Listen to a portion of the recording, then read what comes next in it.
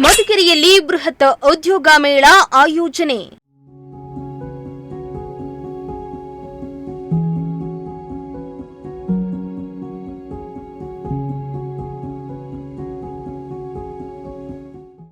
ಸಿದ್ಧತೆ ಕುರಿತು ರಾಜೇಂದ್ರ ರಾಜಣ್ಣ ಸುದ್ದಿಗೋಷ್ಠಿ.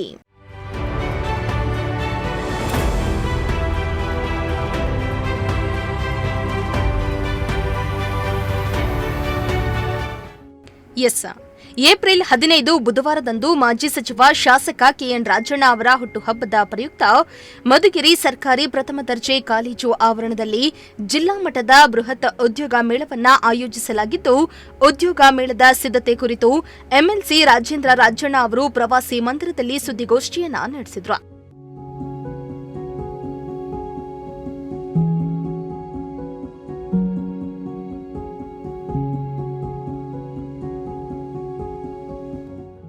ಇನ್ನು ಈ ವೇಳೆ ಮಾತನಾಡಿದ ಅವರು, ಯುವಕರಿಗೆ ಹೆಚ್ಚಿನ ಉದ್ಯೋಗಾವಕಾಶವನ್ನು ಕಲ್ಪಿಸುವ ಉದ್ದೇಶದಿಂದ ಉದ್ಯೋಗ ಮೇಳವನ್ನು ಆಯೋಜಿಸಲಾಗಿದೆ. ಈ ಉದ್ಯೋಗ ಮೇಳದ ಮೂಲಕ ಕನಿಷ್ಠ 50% ಉದ್ಯೋಗ ಸೃಷ್ಟಿಯಾಗುವ ನಿರೀಕ್ಷೆಯಿದ್ದು, ವಿವಿಧ ಕ್ಷೇತ್ರಗಳ ಕಂಪನಿಗಳು ಭಾಗಿಯಾಗಲಿವೆ ಎಂದಿದ್ದಾರೆ. ಅಲ್ಲದೆ ಉದ್ಯೋಗ ಮೇಳದ ಅಂಗವಾಗಿ ಉಚಿತ ಆರೋಗ್ಯ ಶಿಬಿರವನ್ನ ಕೂಡ ಆಯೋಜಿಸಲಾಗಿದ್ದು, ಭಾಗವಹಿಸುವ ಎಲ್ಲರಿಗೂ ಊಟದ ವ್ಯವಸ್ಥೆಯನ್ನ ಮಾಡಲಾಗಿದೆ ಎಂದು ತಿಳಿಸಿದರು.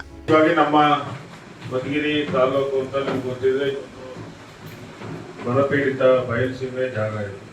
ಸೊ ಇಲ್ಲಿ ಬಹಳಷ್ಟು ಜನ ನಾನು ವೈಯಕ್ತಿಕವಾಗಿ ನೋಡುವಂಥ ಸಂದರ್ಭದಲ್ಲಿ ಈ ಭಾಗದ ಶಾಸಕರಾದಂಥ ಸನ್ಮಾನ್ಯ ಎನ್ ರಾಜಣ್ಣವರು ಬಹಳಷ್ಟು ಸತಿ ಹೇಳ್ತಿರ್ತಾರೆ, ನಮ್ಮ ಭಾಗದಲ್ಲಿ ಮಧುಗಿರಿ ಜೊತೆಯಾಗಿ ಬೇರೆ ಈ ಭಾಗದಲ್ಲಿ ಬರುವಂಥ ಬಯಲುಸೀಮೆಯಲ್ಲಿ ಬರುವಂಥ ಯಾವೆಲ್ಲ ತಾಲೂಕುಗಳಿದೆ ಆ ತಾಲೂಕಿನಲ್ಲಿ ಬಹಳ ಜನ ಯುವಕರು ಯುವತಿಯರು ಉದ್ಯೋಗವನ್ನು ಹುಡುಕೊಂಡು ಬಹಳ ಜನ ಬೇರೆ ಬೇರೆ ಜಿಲ್ಲೆಗಳಿಗೆ ಹೋಗುವಂಥದ್ದು, ಇಲ್ಲ ಪಕ್ಕದ ಆಂಧ್ರ ರಾಜ್ಯಕ್ಕೆ ಹೋಗುವಂಥದ್ದನ್ನ ನಾವೆಲ್ಲ ನೋಡಿದ್ವಿ.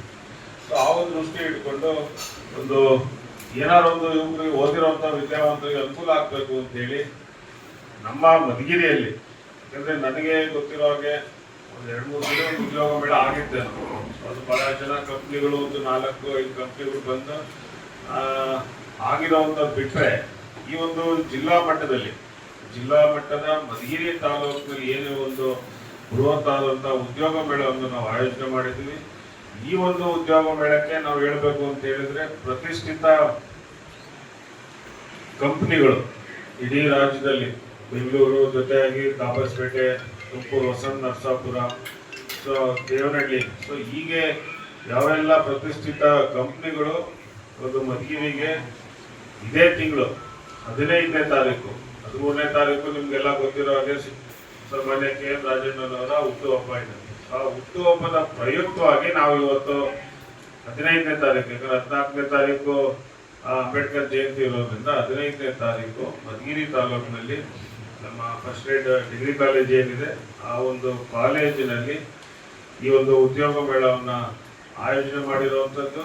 ಈ ಉದ್ಯೋಗ ಮೇಳದಲ್ಲಿ ಕನಿಷ್ಠ ನಮ್ಮ ರಾಜ್ಯದ 75ಕ್ಕಿಂತ ಹೆಚ್ಚು ಕಂಪನಿಗಳು ಭಾಗವಹಿಸ್ತಾ ಇದ್ದಾರೆ. ಇನ್ನು ಕಾರ್ಯಕ್ರಮವನ್ನ ಸುಸೂತ್ರವಾಗಿ ನಡೆಸಲು ಪ್ರತ್ಯೇಕ ಸಮಿತಿಗಳನ್ನ ರಚಿಸಲಾಗಿದ್ದು, ಸ್ವಯಂ ಸೇವಕರನ್ನ ನೇಮಿಸಲಾಗಿದೆ.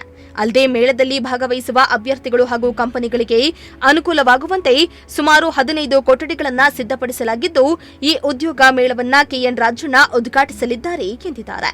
ಇನ್ನು ಉದ್ಯೋಗ ಮೇಳದಲ್ಲಿ ಸುಮಾರು 75 ಕಂಪನಿಗಳು ಭಾಗವಹಿಸಲಿದ್ದು, ಸ್ಥಳೀಯ ಯುವಕರಿಗೆ ಇದು ಉತ್ತಮ ಅವಕಾಶವಾಗಲಿದೆ ಎಂದು ರಾಜೇಂದ್ರ ರಾಜಣ್ಣ ಅವರು ತಿಳಿಸಿದರು.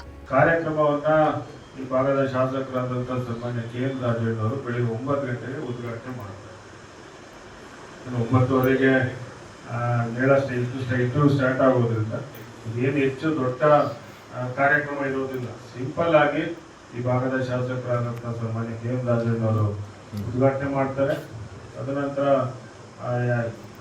ಸಾಮಾನ್ಯ ಒಂದು 2 ನಿಮಿಷ 3 ನಿಮಿಷ ಯಾರಾದರೂ ಮಾತಾಡ್ಬೋದು, ಯಾರಾದ್ರೂ ಬೇರೆ ಕರೆಸಿದ್ರೆ ವಿಶೇಷವಾಗಿ ಶಾಸಕರು ಉದ್ಘಾಟನೆಯನ್ನು ಮಾಡ್ತಾರೆ.